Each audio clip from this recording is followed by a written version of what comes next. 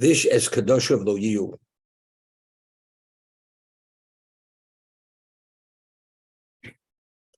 We speak about the gifts which are given to the Kohen, that the Kohen has a right, the privilege to receive Truma, Maaser, and some of the other gifts, the 24 gifts which are given to the Kohen.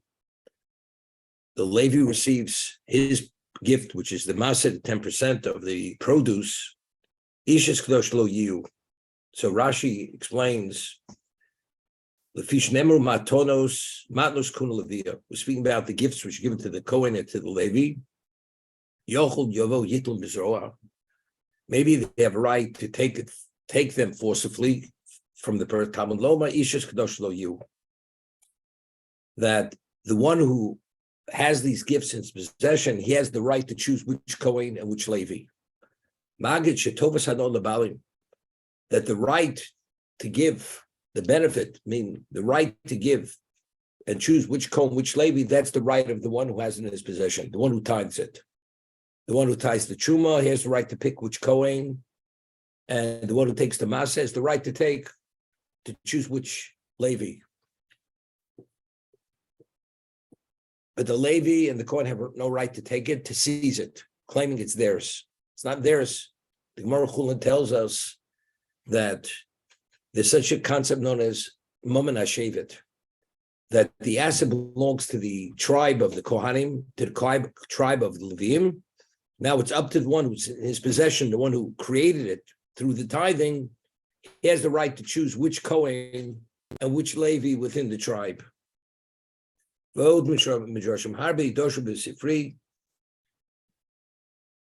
That's the simple understanding. The old Medsha Godo Ishis Kadoshav Lo Yu Mishamakev Masosa Veino Nosnon. What about the Israel who withholds the Truma from the Kohen, or the Maaser from the Levi, or the other gifts? Lo Ye Masros. What does that mean? Maaser, you take a 10% of the produce. If you withhold the Maaser from the Kohen and the Levi, the field, rather than producing its full capacity, it will only produce a 10th. Because you withheld the 10th, all you can have at the end of the day is a 10th of its potential. You must sof shein sodeu ose el echad me'asor shoyis limud lasos. It will only produce 1/10. Go ahead. Sorry to interrupt. That was Ernie. So he. Yeah, I'd like to read Rashi again. Ishish kisista sisto ma kosov l'malam in inyon. What is juxtaposed before the discussion of the Sotah? Ish is kadosh v'yeh. Ematom akiv matnos hakohen. If you withhold the gifts that are meant to go to the Kohen, chayecha should storach lavu etzlo. I swear on your life that you can be forced to come to him. Lavi los Sotah, to bring the Sotah, to bring the wife who's the suspected adulteress.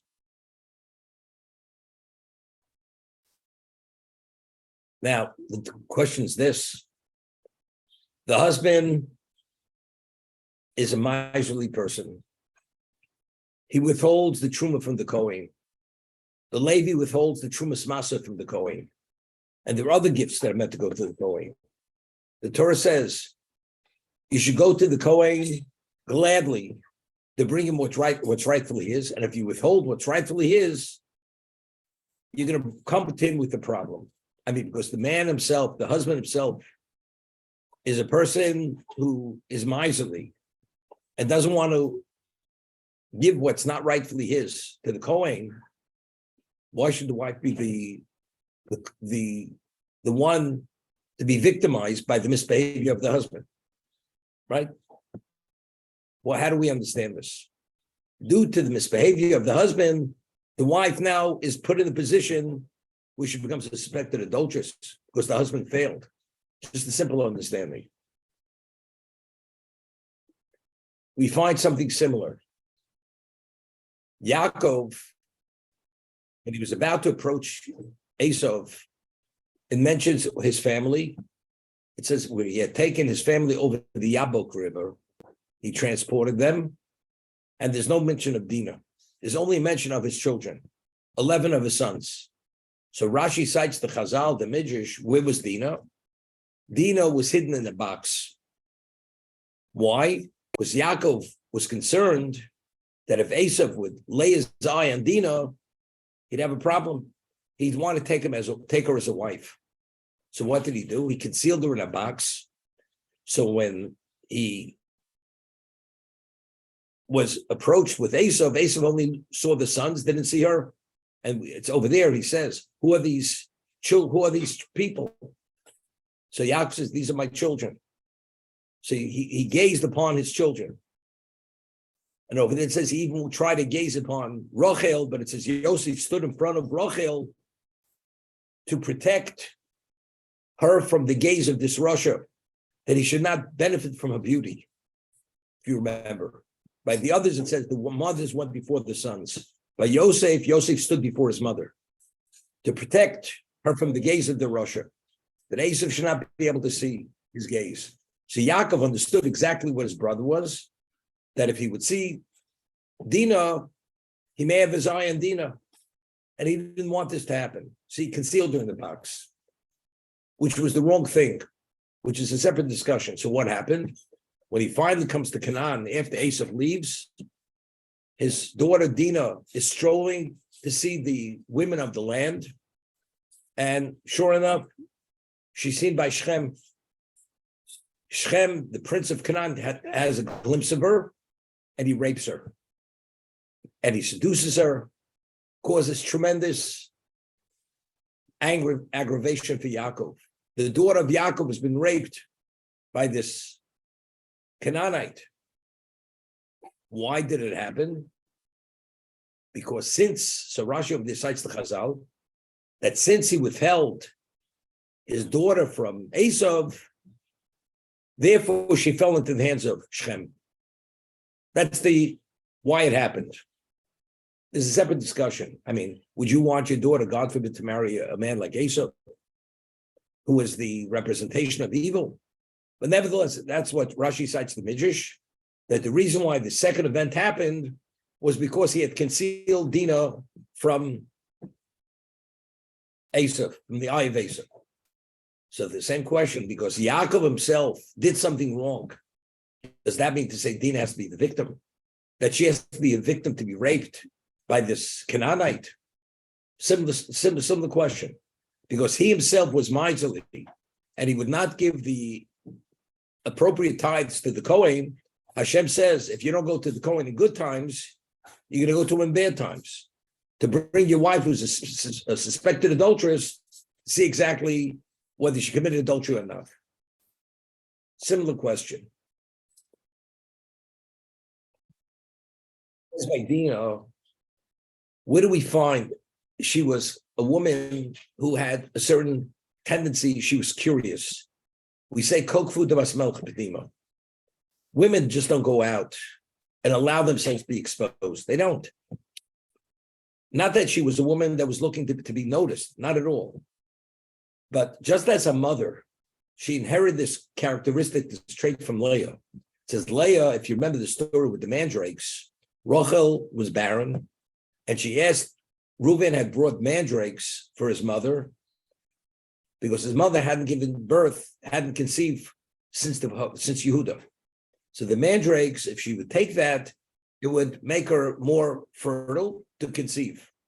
So Rachel says to Leah, could I have the mandrakes of your son?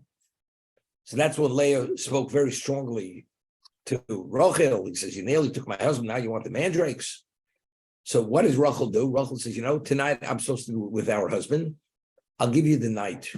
You could have tonight to be with Yaakov, and I'm willing to let the night go. So Yaakov initially was planning to spend the night with Rachel, because that was his conjugal obligation to Rachel. She forewent that. She let it go. Leah went out to tell Yaakov that it's her night. Going out to tell Yaakov, there was a certain degree of lack of refinement to do that. To say, go out to tonight's my night, regardless of why, because as Rashi says, she had such a desire to have another shevet, to have another child from Yaakov, but still, it was like that she went out, that characteristic. This was the characteristic of Dinah. If she would have been a little more, not, I don't want to use the word chas v'shalom, modest, but more reserved, not that outgoing, she wouldn't have gone out for Yaakov. That was Leah's characteristic. Dinah, when she went out, that was the characteristic of her mother. Because she had this characteristic, was slightly a lack of refinement where she should have been. That's why she was noticed. That's why she was noticed. So the reason why she was noticed was because she had this characteristic of going out. But you know something? But firstly, even if you go out, Shechem didn't have to notice you. Why did she catch Shechem's eye? If Yaakov would have had the merit that his child should be protected in his merit, Shechem's eye wouldn't have caught her. And the whole tragedy wouldn't have happened. So why did Yaakov's merit not protect Dinah? Because he failed, because he withheld Dinah from Esau. Therefore now, Dinah's on her own. She acted irresponsibly because she had this flaw of character, and that's why she was noticed. Because if he didn't have it, Shechem would have never noticed it. Where do you find something similar? Something similar. We find that Aaron participated in the Chet HaEgel. He gathered the gold. And it was a claim against him. Not that Chas v'Shalom, Aaron was involved in idolatry, but that he participated in that to that degree. Initially, the decree was that he should lose all 4 sons. All 4 sons should die. Moshe's tefillah annulled 50% of the decree. Therefore, only Nadav and Avihu were the only sons. The 2 oldest sons were the only ones who were lost because of what happened. So the obvious question is a discussion that Nadav and Avihu, why did they die? Either because they drank wine, they had drunk wine and they officiated, they were Shsuyi Yayin, or because they brought Eish Zorah. They brought this alien fire. They were more halacha b'fnei Rabbim. They should have consulted with Moshe Rabbeinu, they did not. So because they did something, acted in a way which was a disrespect to Moshe, that's why they died.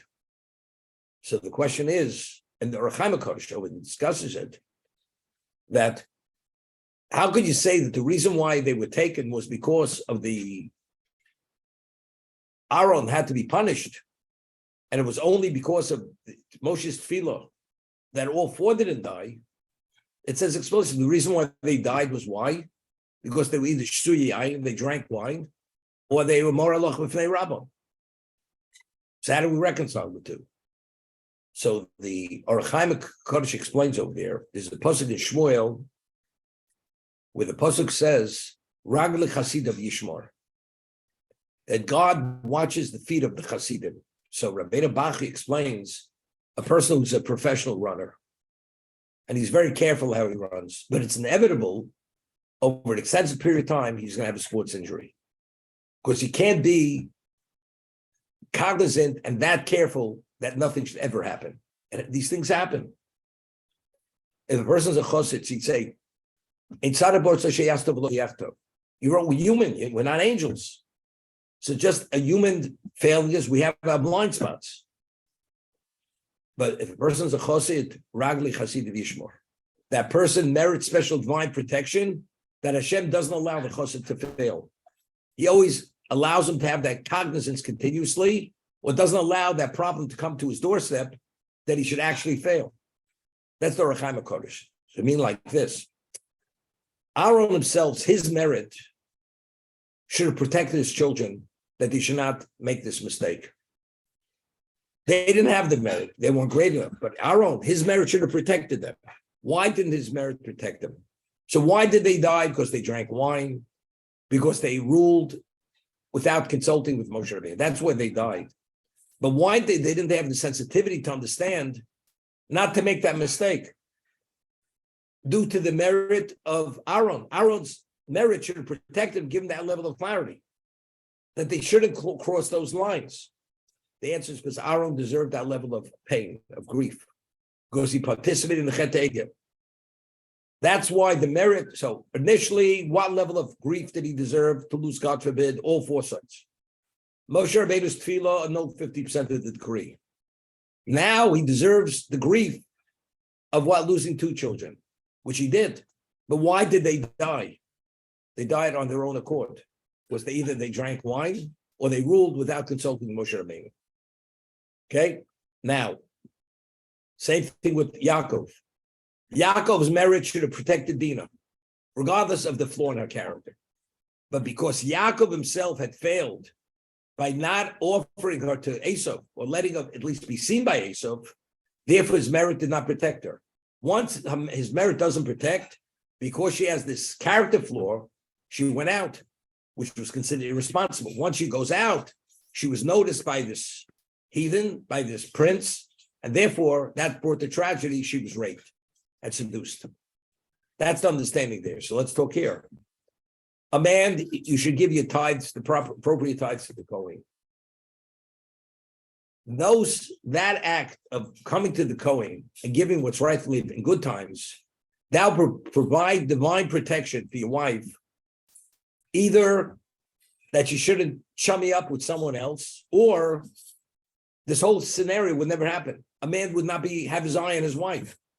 So why did all this happen? Because the husband had failed. Once the husband fails, that shmira, the divine protection, to watch over the wife, that somebody else shouldn't notice his wife, or to be attracted, wasn't there. Now it's between the two of them. So now the wife, her failing is attributed to her. She should have been more modest. She shouldn't have overstepped certain lines. And because she did, therefore this tragedy happened. Now we have a question. Did she commit adultery? Did she not commit adultery?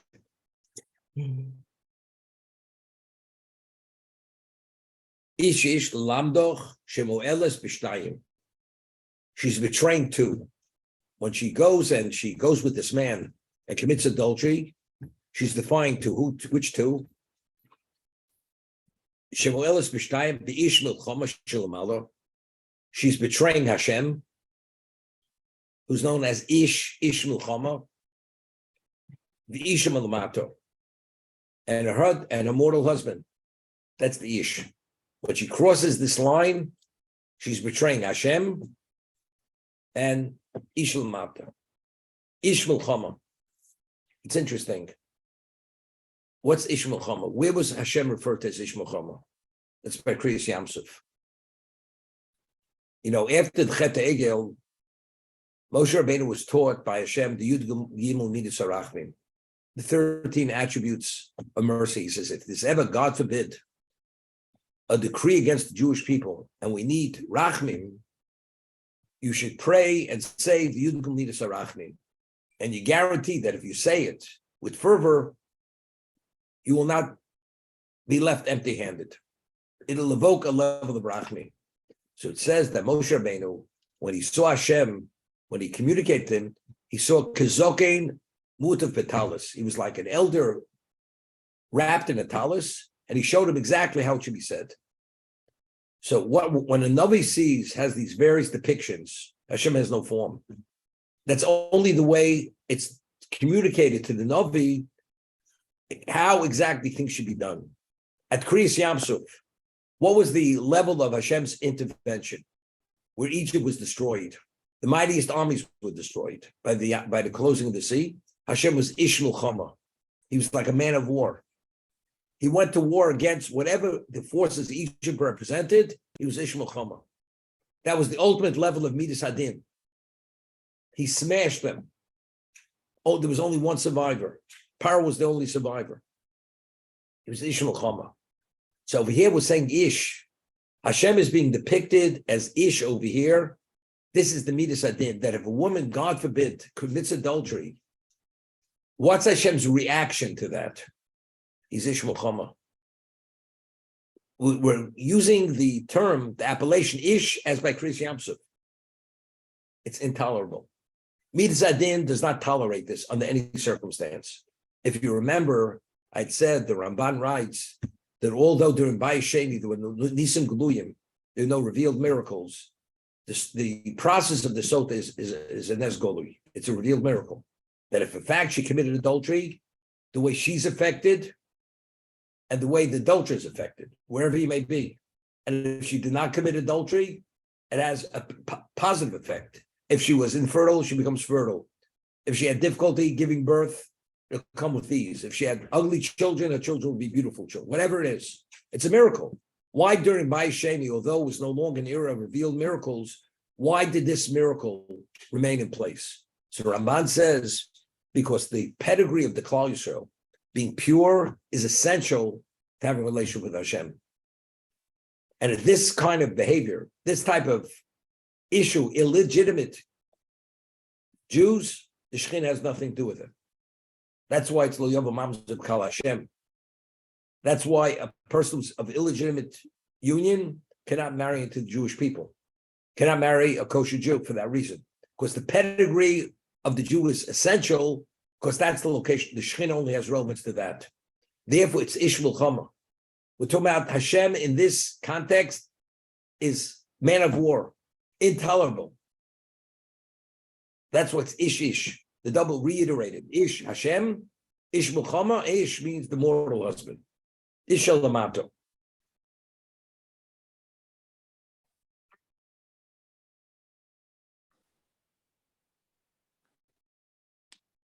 There's a beautiful Orachaim HaKadosh later, which we're not going to discuss it now. So it's interesting. There's a famous question which was asked. There was a woman, somebody had convinced her that that it's okay. She was unaware that she's not permitted to have relations with another man. And she was convinced. He convinced her, he talked her into it, that it's okay. And she committed adultery with him. So the question is that called, if a woman, God forbid, her husband was out of town and somebody else comes in and she's not aware that it's not her husband and he has relations with her. Is she considered adulterous? The answer is no. It's called ones or shovik. She wasn't aware of it. It's only she's aware it's not her husband and she has relations with another man. That's a Sotah. That's an adulteress.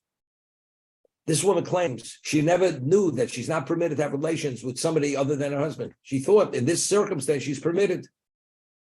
So the question was asked to the Marik. Rav Yosef of Kolon, who was the student of the Rabbeinu Nisim Duran, and he was asked the question. Famous responser. He says she's an adulteress. Why? Because whether you studied in Beis Yaakov or you didn't study in Beis Yaakov, the concept of marriage, what is marriage? Marriage is exclusivity in the relationship. That's what marriage is. That means this relationship is exclusive to the husband, to no one else. If a woman violates that, there's no way you could say, well, she didn't study, she didn't learn. That is the core of marriage. It's that level of exclusivity. So that she violated it, she's considered an adulteress. That was the ruling. There's no such thing, I didn't know, I thought. There's no, I knew, I thought, I didn't know. If a woman, let's say, received the get later, it's revealed the get wasn't valid, and she thought she was divorced, okay, that's shogeg. She didn't know any better.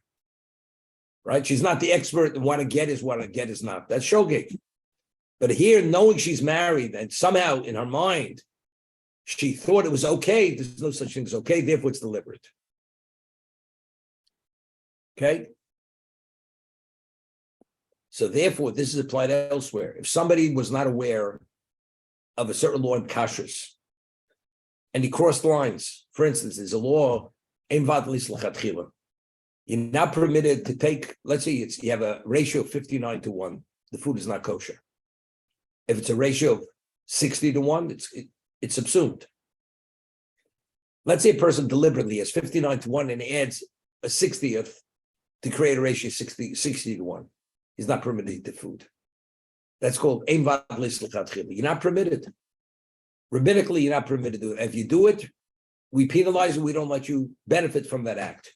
What about a person didn't know the halacha of he deliberately added, he knew 59 is a problem, so he added a 60th. Is he permitted to eat it, or other Jews permitted to eat it? Although he did it deliberately. Knowing 59 is a problem, 60-1 is not a problem, he did it deliberately.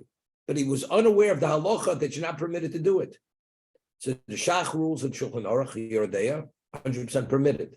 And he cites this Marie Colomb. By adultery, where a woman understands marriage is exclusivity, that's where it's considered deliberate. There's no such thing as shogig. But over here, we have to know the halacha that you're not permitted to add that 60th. Either you know it or you don't know it. As a result of it, therefore, it's shogig. That's the ruling of the shach.